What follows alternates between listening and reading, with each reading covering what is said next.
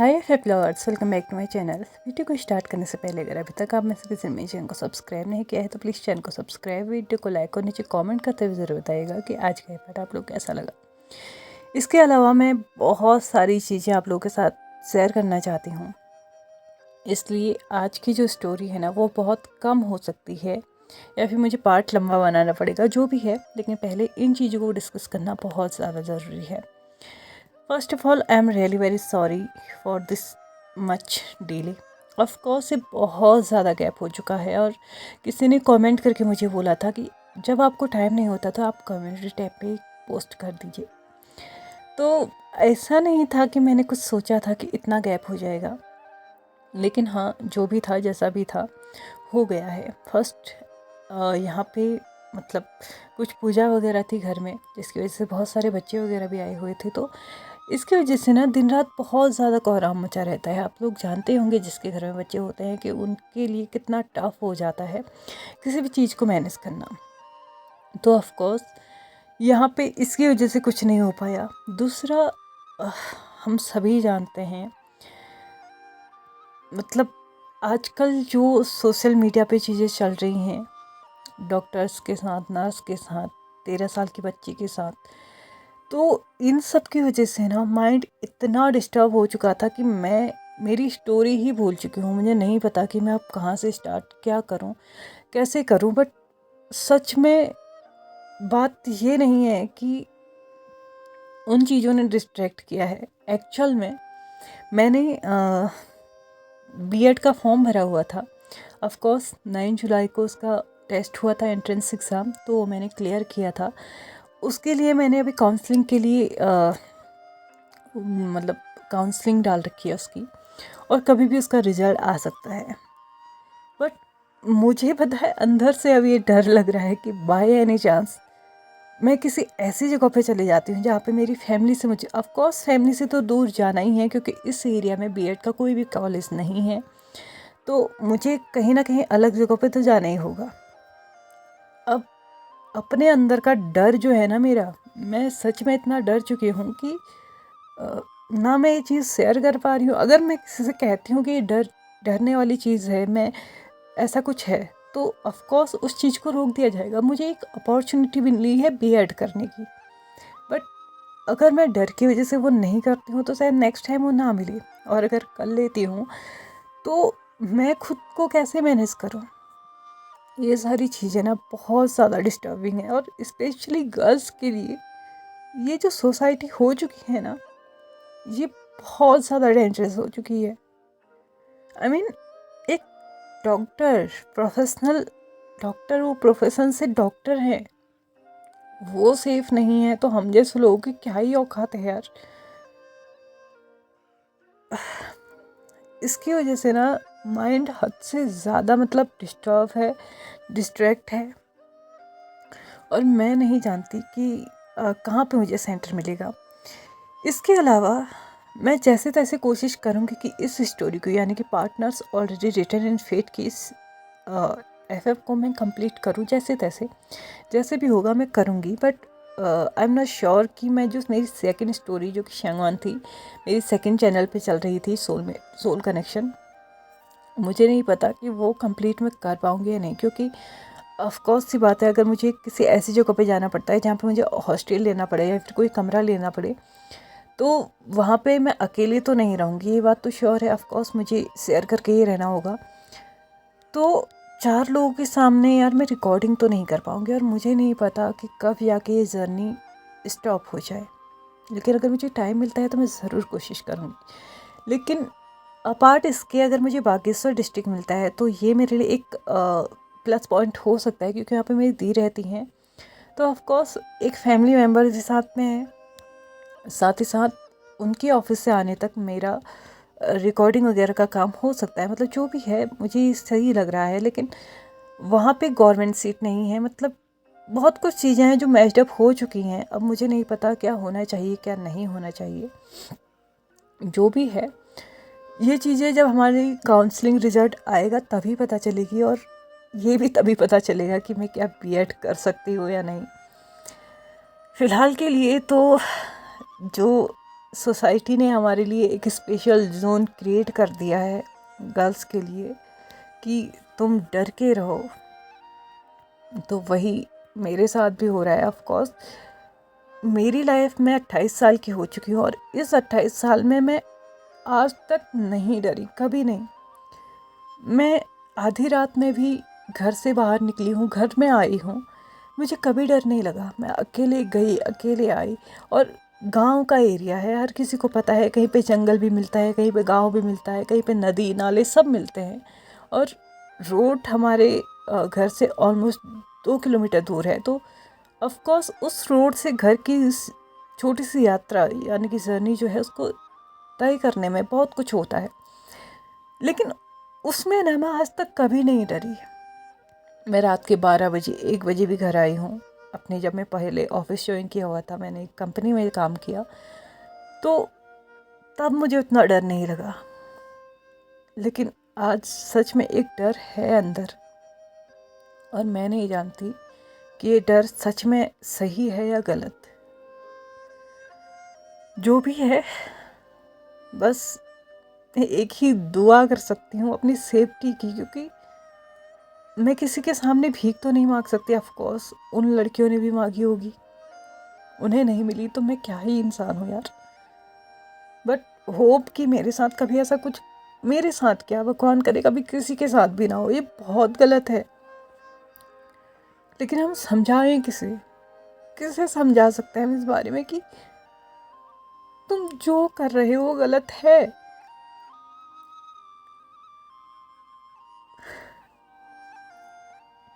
Anyways, जो भी चीज़ें थी वो मैं एक्सप्लेन कर चुकी हूँ। अब मूव करते हैं अपनी स्टोरी पे। लास्ट टाइम हमने देखा था कि यहाँ पे लैनवांग जी सबके सामने अनाउंस कर चुका था कि लुइंग को यहाँ से जाना होगा, यानी कि उसे क्लाउड से जाना होगा, चाहे वो कहीं भी जाए। आई मीन वो ब्यूरन माउंट भी जा सकता है या फिर जैन सेक्ट भी जा सकता है। फिलहाल के लिए तो येनचेंग ने ये बोल दिया था कि वो उसको अपने साथ लेके जाएगा। साथ ही साथ उसने बहुत सारी चीज़ें यहाँ पे लैनवांग जी को बोल दी थी। वेन किंग लैनवांग जी और विंग के कमरे से विंग का सामान इकट्ठा कर रही थी। ऑफकोर्स अभी तक उसने आधे से ज़्यादा सामान अपने यहाँ पे फिक्स कर दिया था, बट सडनली वहाँ पे लेडी ली आती हैं और वो वेन किंग से बोलती हैं, किससे पता था इतनी जल्दी ये सामान अनपैक भी होगा और फिर से पैक करना पड़ेगा। वेन किंग जो उसकी बातों का बिल्कुल भी जवाब नहीं देना चाहती थी, उसने उसको इग्नोर किया और बातों को मतलब सामान को इकट्ठा करना स्टार्ट किया।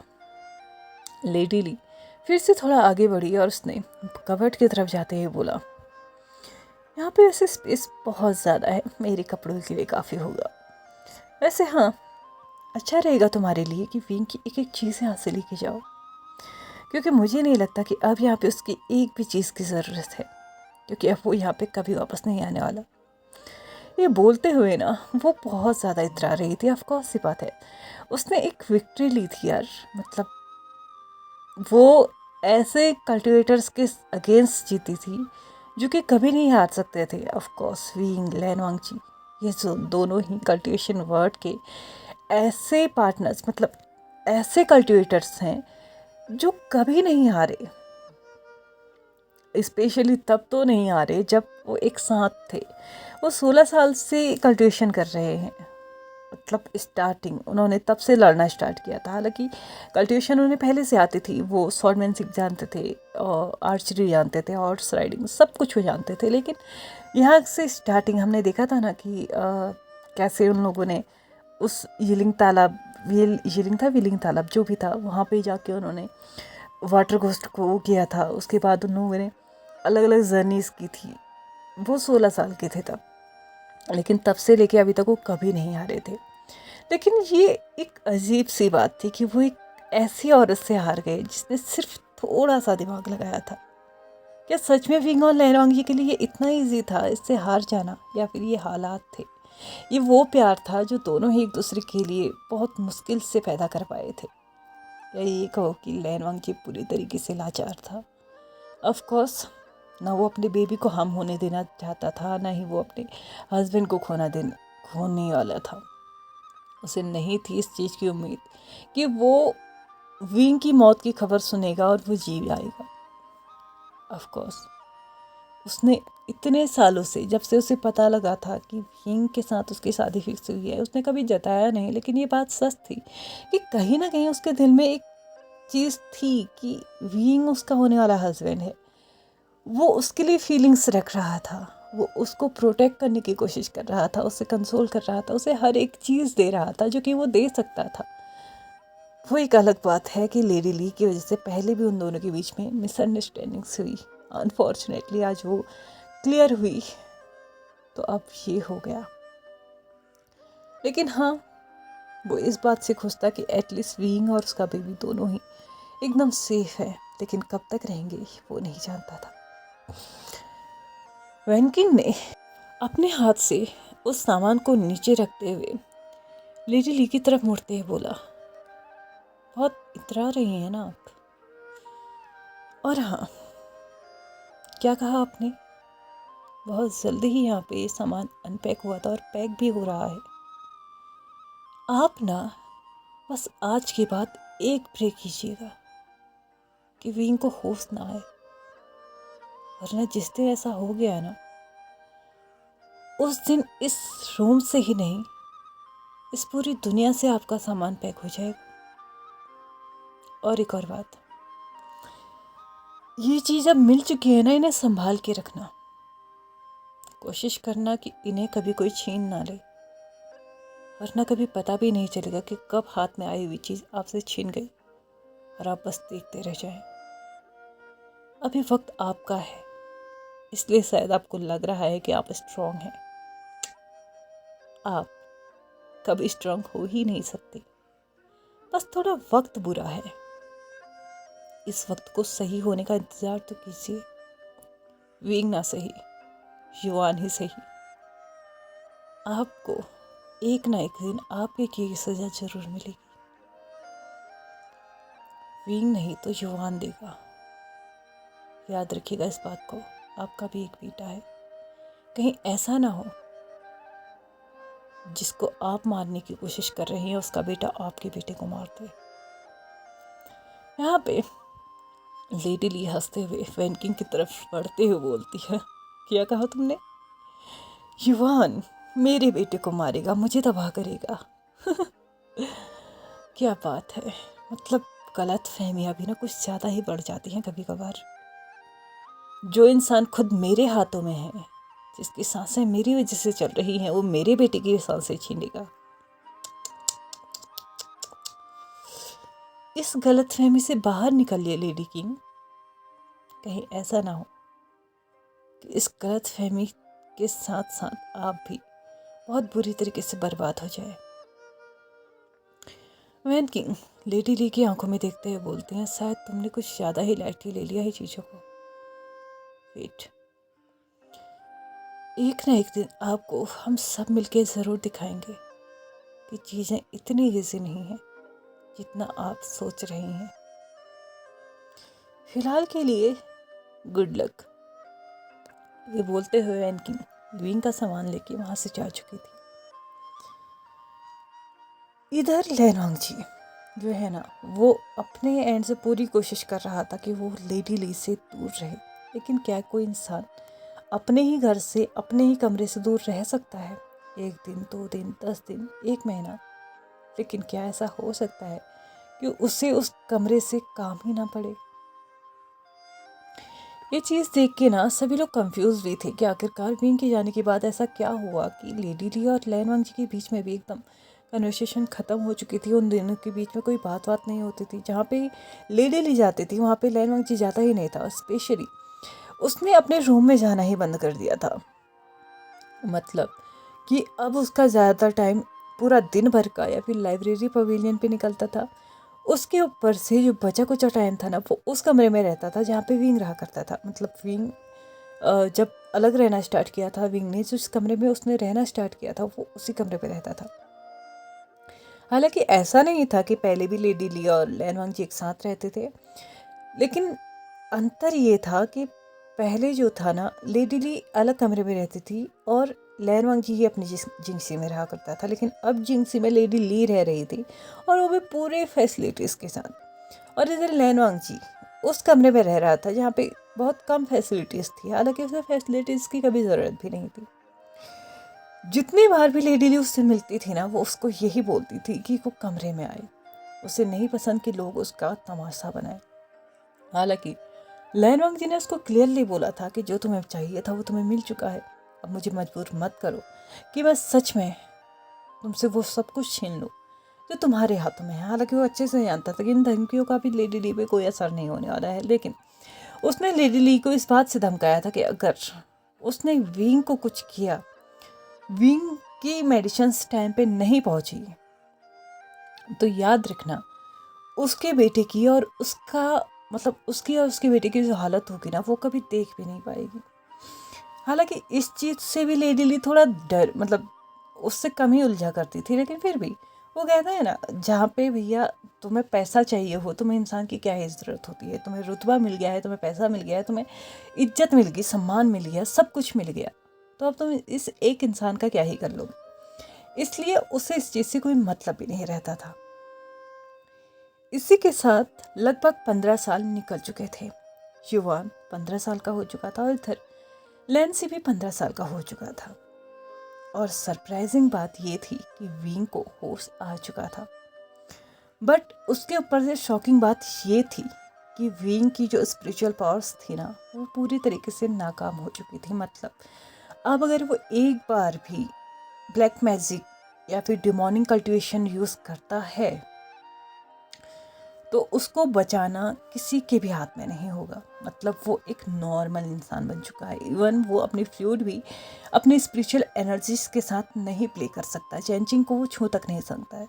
मतलब चैंचिंग को अगर वो छू भी लेना तो भी उसको एक करंट सा लग रहा था, जिसकी वजह से जैनचिंग ने संभाल के रखा हुआ था। हाँ, उसके हाथ में एक फ्लूइड थी जो कि एक लकड़ी की थी, चैंचिंग नहीं थी। दूसरी तरफ वैनकिंग ने मतलब हालांकि ये पूरी उम्मीद थी कि विंग होश में नहीं आ सकता, लेकिन वैनकिंग के पूरे पूरे प्रयासों से वो होश पे था। लेकिन उसके दवाई की ज़रूरत आज भी थी और साथ ही साथ युवान को भी। लैनवांग जी आज तक सिर्फ एक कोशिश कर रहा था कि किसी भी तरीके से ना उस मेडिसिन का जो है ना फॉर्मूला उसे मिल जाए।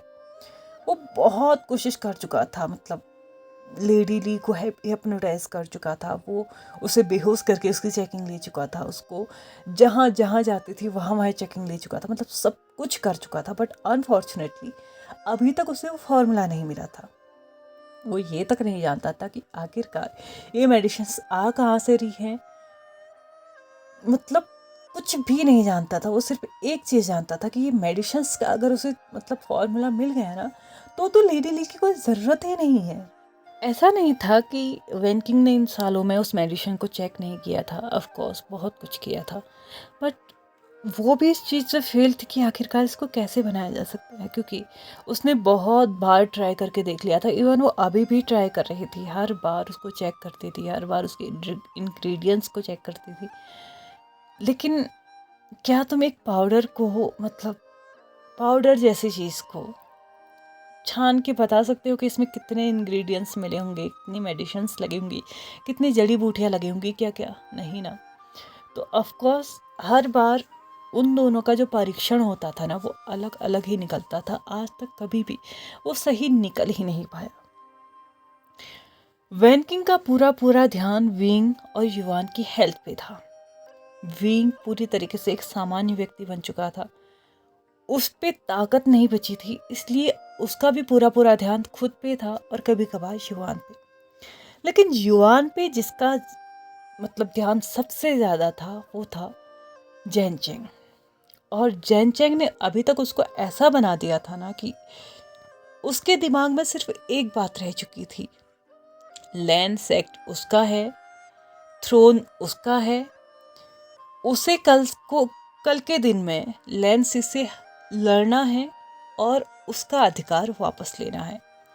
साथ ही साथ उसके दिल में लैनवांग जी के प्रति रिस्पेक्ट थी as a king, but as a father he मतलब उसने उसको एक्सेप्ट नहीं किया था। हालांकि विंग ने बहुत कोशिश की थी उसको ये बताने की कि क्या क्या गड़बड़ थी, लेकिन वो क्लियरली नहीं बता सकते थे। ऑफ कोर्स अभी तक वो जैसा मतलब जैन चंग ने उसको जैसा बना दिया था, वो अभी के अभी जाके ना कुछ भी गलत एक्शन ले सकता था। लेकिन जब तक वो 16 साल का नहीं हो जाता, वो तब तक एक अटैक भी लैंस एक्ट में नहीं कर सकता।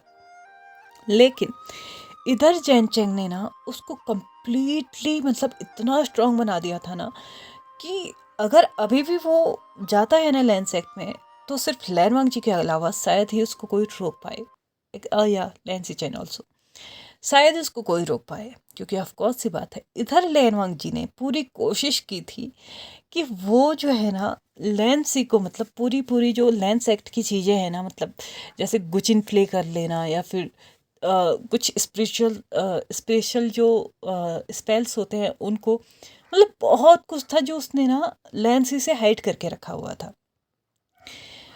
और इन चीज़ों का पता आज तक लैनली को नहीं पता चला था, या पता चल चुका था ये कोई नहीं जानता था। लेकिन हाँ, उसने अभी तक उसको कम्प्लीटली एक कल्टिवेटर नहीं बनाया था। हाँ, उसको बहुत सारे राइट्स थे, एज ए प्रिंस वो बहुत कुछ कर सकता था। और सच बात तो ये थी कि कहीं ना कहीं लैंसी का भी दिल ना इस सब में नहीं लगता था। क्यों? क्योंकि हमेशा उसके आसपास कोई ना कोई सैनिक रहते थे, उसको एक अलग ही लेवल की प्रोटेक्शन दी जा रही है, तो वो क्यों सीखेगा ये सब कुछ? वो इतना डेडिकेटेड नहीं है जैसे उसका फादर था। आई मीन सॉरी, लैन वांग जी है या फिर वींग है या फिर युवान है, वो इन लोगों की तरह नहीं है। जब वो कहता है ना, जब चांदी की चम्मच लेके पहले से ही हाथ पे इंसान पैदा हुआ हो ना, तो उसको ज़्यादा मेहनत करने की ज़रूरत भी नहीं पड़ती। ऐसा ही लैंसी के साथ था, इसलिए वो इन सब चीज़ों से बहुत ज़्यादा केयरलेस रहता भी था। इन सब को देखते हुए लैन ली, इसको बहुत ज़्यादा टेंशन रहती थी। वो बहुत कोशिश करती थी कि उसको जितनी भी विद्या भी जितने भी कल्टिवेशन है ना, वो उसको सिखा दे। मतलब पूरे तरीके से वो उसको ना इतना निपुण बना दे कि कोई भी इंसान आके उससे ना मतलब लड़ ना सके। हालांकि उसने कहीं ना कहीं कोशिश कर ली थी। उसको मेडिकल फील्ड में भी उसने काफ़ी अच्छा बना दिया था। उसने उसको ब्लैक मैजिक में भी काफ़ी अच्छा बना दिया था। ये छुपते छुपाते मतलब कि लेंस एक्ट में ये सब कुछ कोई नहीं जानता था। और लेंसी एक ऐसा इंसान था कि मतलब मस्त मौला, अपने आप में रहने वाला, उसे कोई मतलब नहीं रहता था किसी से। तो किसी को ये अंदाज़ा भी नहीं था कि वो इन चीज़ों में इतना अच्छा भी हो सकता है। और शायद हो सकता है कहीं ना कहीं उसने ना ये फॉर्मूला अपने बेटे को बता भी दिया हो या नहीं भी बताया हो, जो भी है। लेकिन हाँ, फिलहाल के लिए उसने इन दो चीज़ों में तो उसको बहुत स्ट्रांग बना ही दिया था। स्वॉर्डमैनशिप उसको डेली प्रैक्टिस करवाई जाती थी, तो वो उसमें ठीक ठाक था। हाँ, बहुत अच्छा नहीं था लेकिन ठीक ठाक था। और उसकी बात रही नेगेटिव एनर्जी या फिर रिसेंटफुल एनर्जी, इन सबसे सेफ्टी की, तो ऑफ कोर्स लेंस एक्ट का तालिस्मान है, फॉरवर्ड ड्रिवन है, तो उससे उसकी सेफ्टी तो हो ही रही है।